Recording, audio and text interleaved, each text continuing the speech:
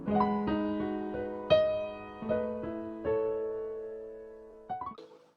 Lord be with you. And with your spirit. A reading from the Holy Gospel according to Mark. Glory to you, Lord. King Herod had heard about Jesus, since by now his name was well known. Some were saying John the Baptist has risen from the dead, and that is why miraculous powers are at work in him. Others said he is Elijah. Others again, he is a prophet, like the prophets we used to have. But when Herod heard this, he said, "It is John, whose head I cut off. He has risen from the dead." Now it was this same Herod who had sent to have John arrested, and had him chained up in prison because of Herodias, his brother Philip's wife, whom he had married. For John had told Herod, "It is against the law for you to have your brother's wife." As for Herodias, she was furious with him and wanted to kill him. But she was not able to, because Herod was afraid of John, knowing him to be a good and holy man, and gave him his protection. When he had heard him speak, he was greatly perplexed, and yet he liked to listen to him. An opportunity came on Herod's birthday, when he gave a banquet for the nobles of his court, for his army officers, and for the leading figures in Galilee. When the daughter of this same Herodias came in and danced, she delighted Herod and his guest. So the king said to the girl, "Ask me anything you like, and I will give it to you." And he saw her an oath, "I will give you anything you ask, even half my kingdom." She went out and said to her mother, "What shall I ask for?" She replied, "The head of John the Baptist." The girl hurried straight back to the king and made her request. "I want you to give me John the Baptist's head here and now on a dish." The king was deeply distressed, but thinking of the oaths he had sown and to his guest and of his guest, he was reluctant to break his words to her. So the king at once sent one of the bodyguards with others to bring John's head. The man went off and beheaded him in prison. Then he brought the head on a dish and gave it to the girl, and the girl gave it to her mother. When John's disciples heard about this, they came and took his body and laid it in a tomb.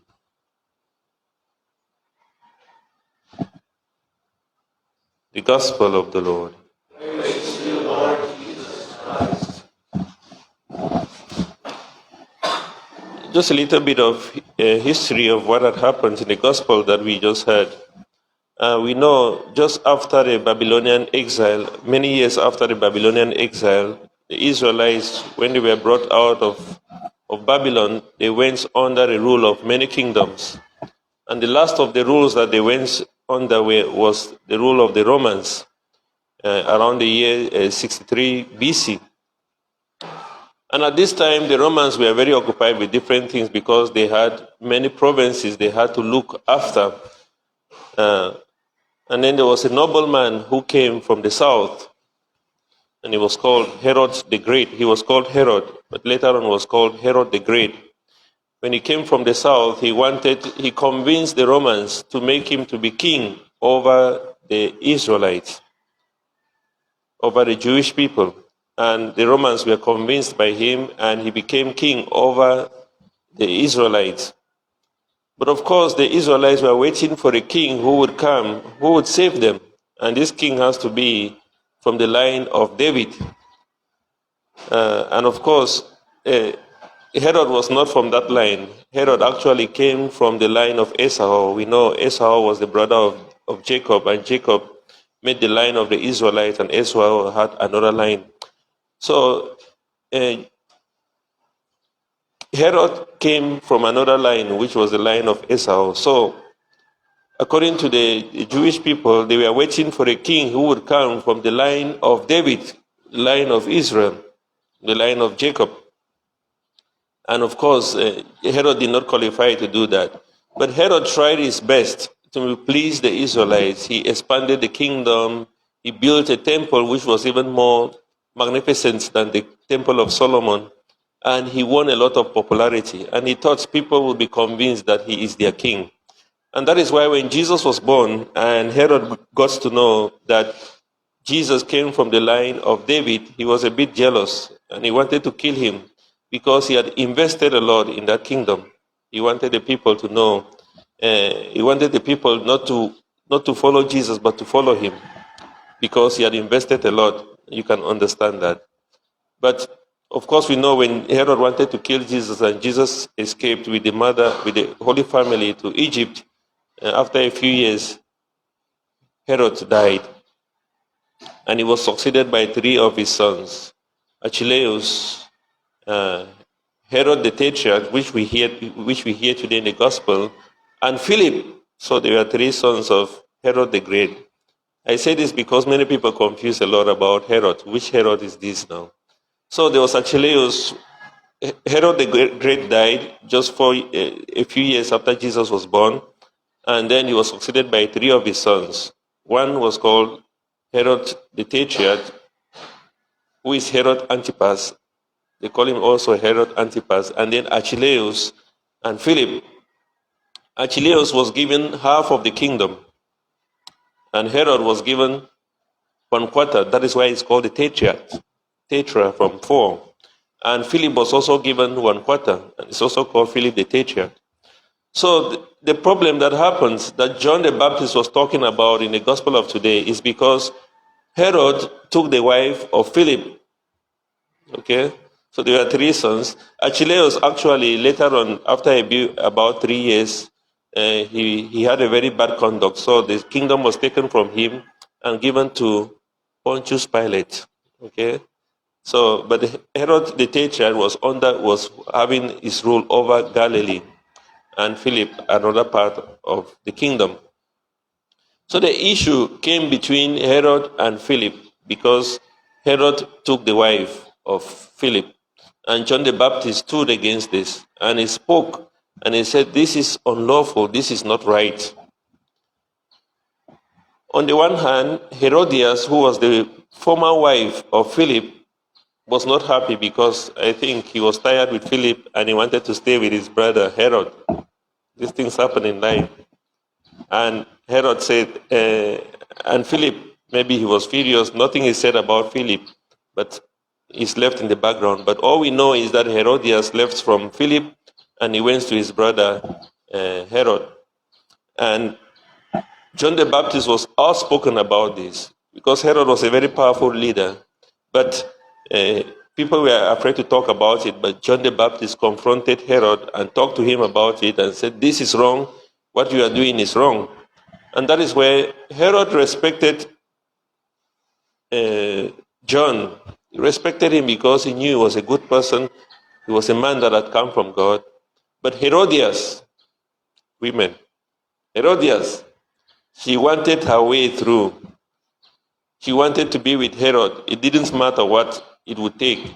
And she saw Herod as an obstacle. Now, what I want to bring out in this gospel of today is the fact that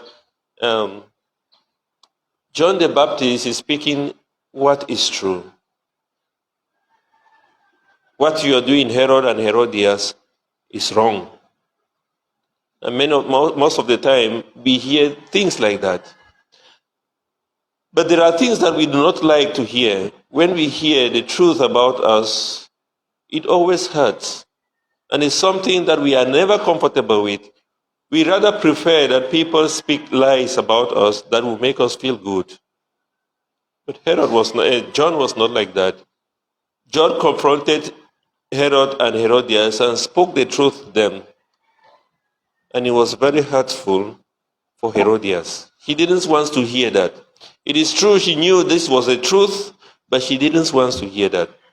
The same thing happens in the time of Jesus. Jesus was speaking the truth to the Pharisees, to the scribes, to all those who opposed him, but they never wanted to hear that. And what do? They attack the messenger, not the message. The message remains. The message never dies. But who is attacked? The messenger. And most of the time, we also hear things that are spoken about us. Some of them might be lies, but there are certain things about it that are true. How often are we prepared to listen to that truth and to say, yes, this thing is spoken about me, it is true, what can I learn from it? On the other hand, what we do is, because of pride, we want to attack the messenger. We want to say, who is he? Who is she to talk to me like that? Who is this person to be able to confront me and talk to me like that? Is he not afraid of me? Is he not respect? Is he disrespectful and all those things? We begin to find things to be able to justify why we should not take that as the truth. The message always remains, but the messenger becomes the culprit, the victim. And it's a call for us. There are many Herodias today. It's not only Herodias, the wife of Herod, but there are many Herodias who would not want to listen to the truth. Many of us who do not want to confront what is true about us. We always see ourselves as perfect. We always see ourselves as people who have arrived where we are supposed to be. But we must acknowledge, and it takes humility, to be able to acknowledge that we are broken people. We are imperfect people. We are people who still need to listen to the truth and be rectified. We are people who still need to be built up. We are people who still need to grow. At times we do not want to hear that. And at times we oppose not the message, but the messenger. We begin to persecute people for nothing, for speaking the truth. My dear brothers and sisters, this is a wake-up call for us, especially as we continue to journey towards God, that we must open our hearts in all humility to be able to be challenged by what people tell us, to be challenged by the truth that we encounter every day, to be challenged but by looking ourselves in the mirror and speaking the truth about who we see in that mirror. And at times people will remind us, at times we are going to realize ourselves that this is who we are. How ready are we to accept that truth about who we are? And I think this is what Jesus is telling us today in the gospel, that we must be ready, we must be open to accept who we are and to accept the truth about who we are and to work with what we have in order to become better persons.